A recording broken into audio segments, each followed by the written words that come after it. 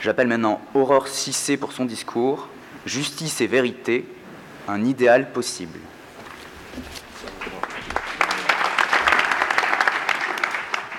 Monsieur le bâtonnier, monsieur le vice-bâtonnier, éminents et distingués invités, chers confrères, chers retardataires, mes chers amis quand même,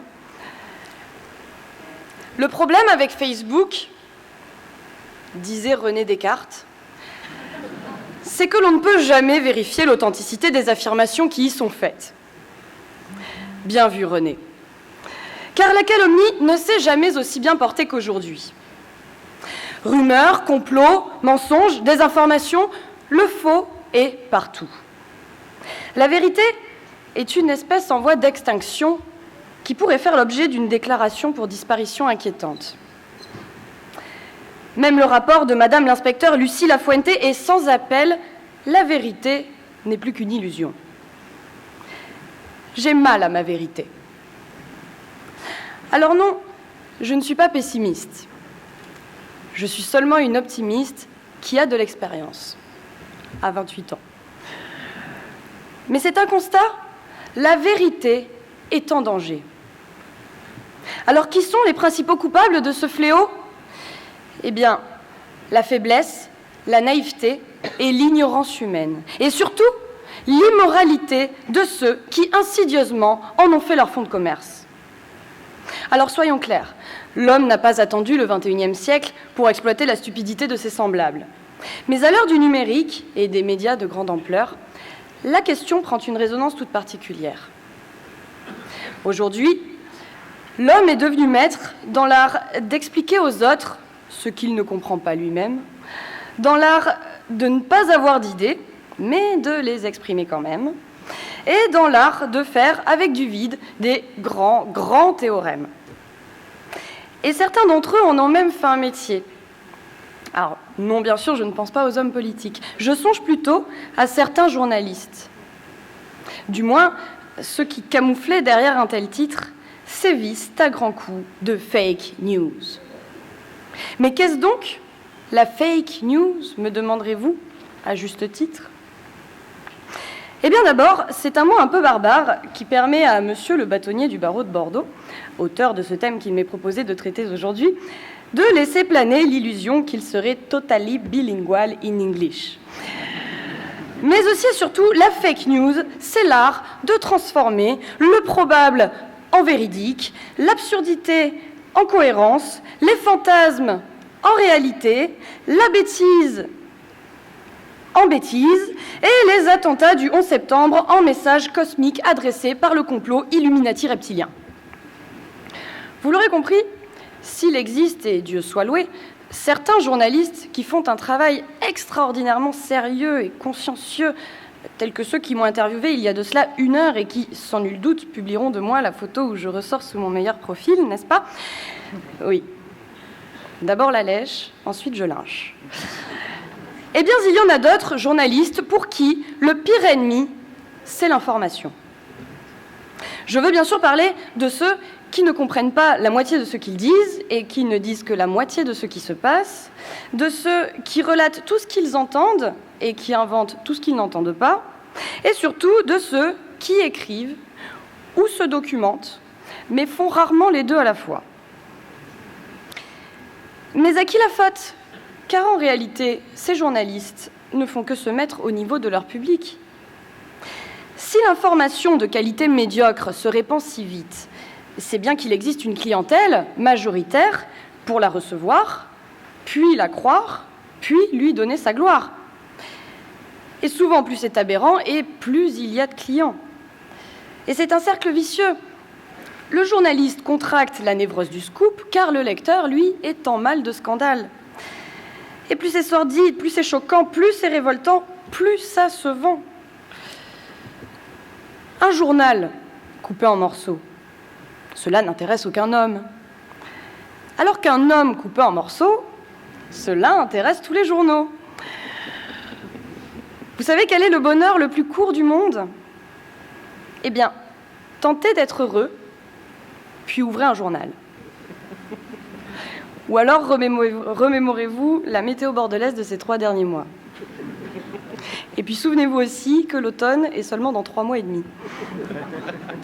Vous l'aurez compris, qu'importe la véracité, qu'importe la qualité, c'est le drame qui plaît. Et c'est regrettable, mais si le mauvais article est illisible, le vrai bon article, lui, n'est même pas lu. Alors on ne s'intéresse plus réellement à ce qu'on écrit, on écrit uniquement sur ce qui intéresse. Et il est d'ailleurs étonnant de constater chaque jour que le nombre d'événements qui se produisent dans le monde remplissent exactement la taille d'un journal. Alors que reste-t-il aujourd'hui du véritable journalisme ? Eh bien, le rôle d'un quotidien désormais, pour une large part, consiste à dire que Arkady Babchenko est mort à des gens qui n'ont jamais vraiment su que Arkady Babchenko existait.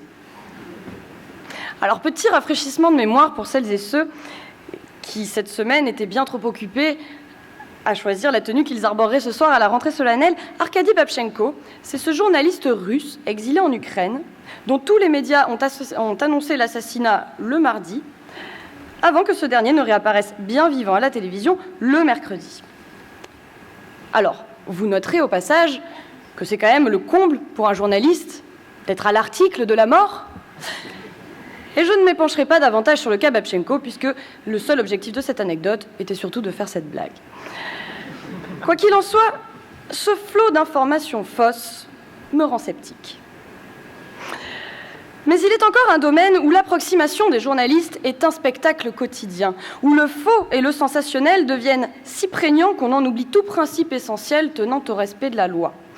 Je veux bien évidemment parler de nos amis les journalistes commentateurs d'affaires judiciaires. Oui, car il existe une espèce très spécifique de journalistes qui sont présents sur place avant même que le crime ne soit commis et qui obtiennent le témoignage du voisin qui a vaguement connu à la maternelle le coupable avant même que la moindre personne ne soit soupçonnée. Vous savez, ce journaliste qui, dans une autre vie, aurait certainement rêvé d'être avocat, mais pour cette fois, la vie l'a dirigé vers un métier plus rentable. Et pour donner du cachet à leurs propos, ces journalistes barricadent à tout va toutes leurs affirmations de la sacro-sainte expression au pouvoir crédibilisant inégalable, la fameuse « d'après une source proche de l'enquête ». Mais qui sont donc ces mouchards tapis dans le noir, omniscients, détenteurs d'informations capitales et absolument réfractaires à toute forme de notoriété ? Et surtout, que reste-t-il du secret de l'instruction, de la présomption d'innocence et du respect de la vie privée ? Eh bien, pas grand-chose. Ou alors si, mais uniquement pour les petites affaires, celles qui n'intéressent personne. Pour le reste, l'opinion publique est une machine impatiente, qui n'a pas le temps que la justice a le privilège de s'octroyer. Le public s'interroge et exige des réponses. Alors le journaliste s'exécute et fait des annonces.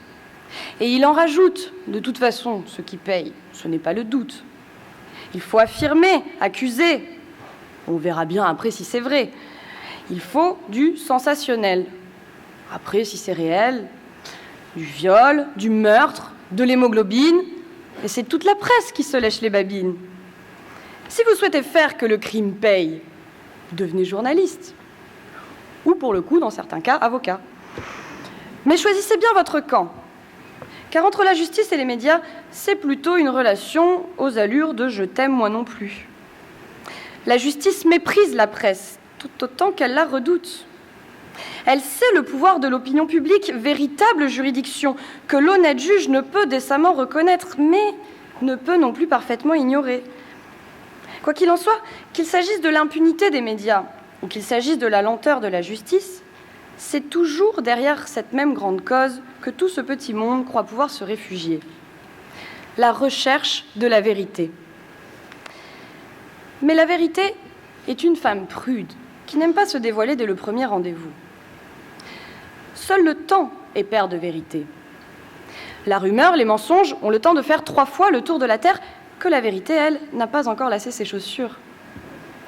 Alors, pour étancher la soif d'un public toujours plus avide de réponses, pour permettre au juge de remplir son office en toutes circonstances, n'est-il pas plus profitable de se contenter de ce que l'on veut bien entendre, de ce que l'on veut bien raconter, et surtout de ce que l'on veut bien croire ?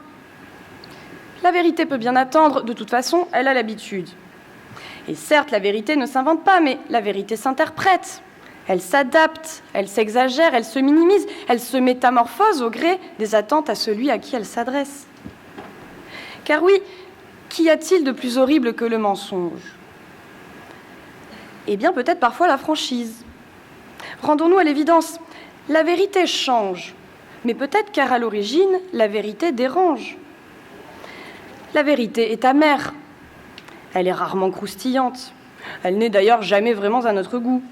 Pas étonnant qu'elle soit devenue une denrée rare. Enfin rare, pas tellement. La vérité, c'est plutôt de l'huile. Elle tâche, elle éclabousse, elle est indigeste. Et surtout, elle finit toujours par remonter à la surface. La vérité n'est pas sexy. Souvent disgracieuse, elle est rarement flatteuse. Elle a beau nous faire les yeux doux, on n'ose jamais vraiment la regarder en face.